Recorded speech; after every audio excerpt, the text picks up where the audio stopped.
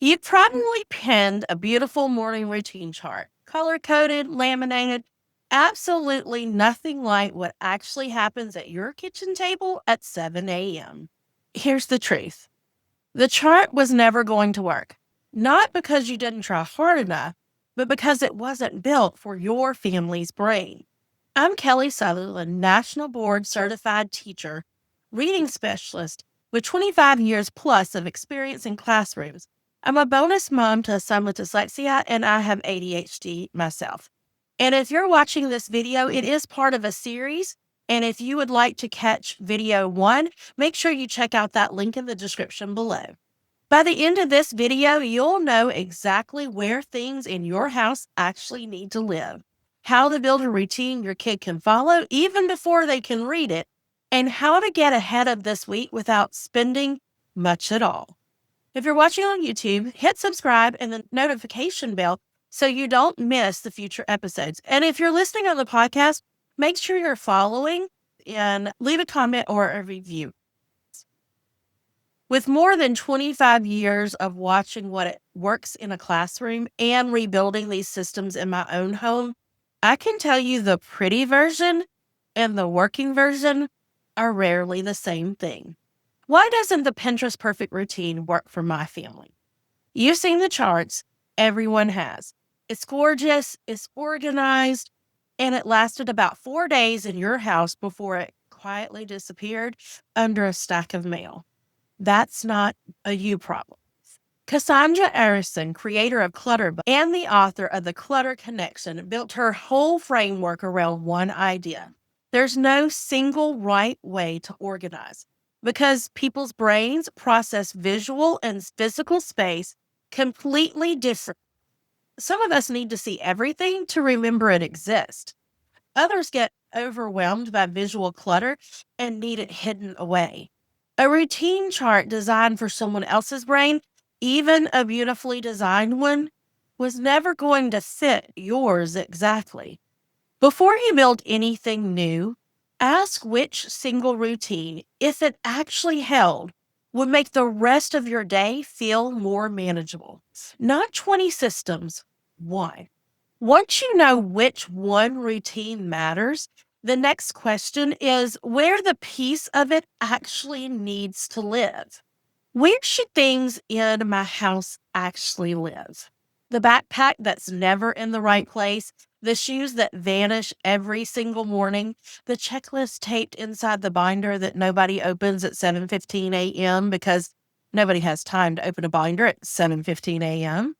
A system only works if it lives where the behavior actually happens, not where the planning happened. A systematic review of visual activity schedule research in children with ADHD, published through the National Institutes of Health, found that these kinds of visible external supports reduced problem behavior and increased on-task behavior because they take a step that used to live only in the child's working memory and puts it somewhere they can actually see it. This comes down to point of performance. I've talked about this in some of my videos and resources before. This is something coined by Dr. Russell Barkley, who is a world-renowned researcher in ADHD. And there's a specific design detail that matters here. Research on ADHD-friendly scheduling consistently points to keeping each block to 3 or 4 items. Anything longer strains the exact working memory the schedule is supposed to be supporting. 2 moves this week. Set up a backpack station right by the door, not the bedroom, not the kitchen table, and pack it the night before, so mornings are grab and go. Then anchor your checklist to a location, not a piece of paper.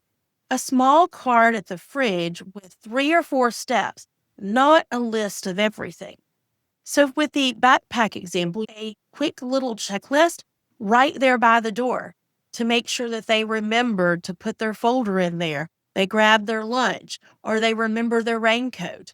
Just keep it simple. For kids with dyslexia, you may even want to add visual cues and pictures of those things so they can check it off as they get ready to go out the door. This doesn't have to be expensive and can be something that you can easily do. That's what point of performance actually looks like.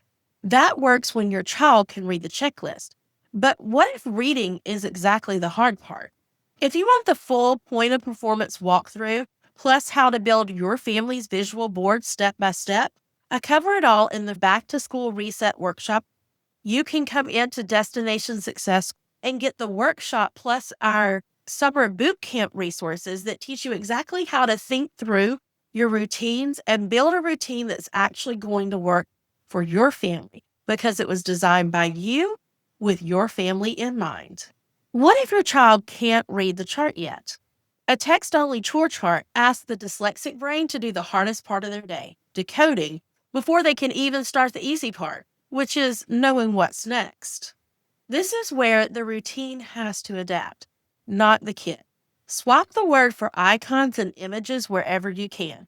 A picture of a toothbrush, a backpack, a bowl of cereal. It costs nothing and removes the entire layer of friction that has nothing to do with whether your child understands the routine, only whether they can read the reminder fast enough to use it. For any part of your routine your child struggles to read independently, replace the text with a simple picture this week. Even a rough drawing works. Once the pieces are in the right place and readable at glance, the last question is, how do I get ahead of the whole week without it costing a fortune? How do you get ahead without spending a lot? So, one of my favorite things is to watch videos where creators batch prep or meal prep lunches. One of them is Uncrustable type sandwiches and homemade freezer sandwiches. She'll even take the crust and make them into little savory muffins that can be eaten later in the week. The point is, it doesn't have to require a bunch of fancy equipment. The idea is what matters. Prep now while you have a little breathing room. So the first few weeks of school aren't the daily scramble. The same future self thinking applies to clothes. Set out 2 to 3 outfit choices the night before for your kid and honestly for yourself too. This isn't about limiting their independence, it's about protecting it from decision paralysis. And a lot of ADHD brains, including mine, there's a sensory piece too. Some mornings, soft feels right. Other mornings, anything snug feels unbearable. That's why I said pick 3 outfits. That gives your child and maybe even you a smaller set of good choices that respects both the autonomy and the sensory reality. This week, freeze or prep one breakfast or lunch item and set out 2 to 3 outfit options, clothes and shoes together the night before, at least 3 mornings. Now, I want to be clear here. I love Pinterest, and it's great to get ideas, especially for a brain like mine. But none of this works if it's just copied from someone else's Pinterest board. It works when it's built around how your family's brains actually function, where things live, how they're labeled, and what you prep in advance. I'll walk through the full system, including how to build your family's visual board in a free back to school reset workshop. And the complete board building walkthrough, plus everything else in the storm ready system, is inside Destination Success. That's the boot camp that we built this summer. It is now a full course, and this back to school workshop will be added in as a little layer that helps us get ready at the start of every new school year. If you're on YouTube, like, comment, and subscribe. Leave a comment below and tell me, where are you in this planning phase as you get ready to start back to school? Or maybe you're watching this later in the year. What is one thing you're thinking about starting to help you start building your own routine that will make life just a little bit easier? I'd love to hear your comments. It really helps me to determine what's working for you, and it helps determine what I'm able to make next to help you and other families just like yours as we start building systems that actually work for our brains.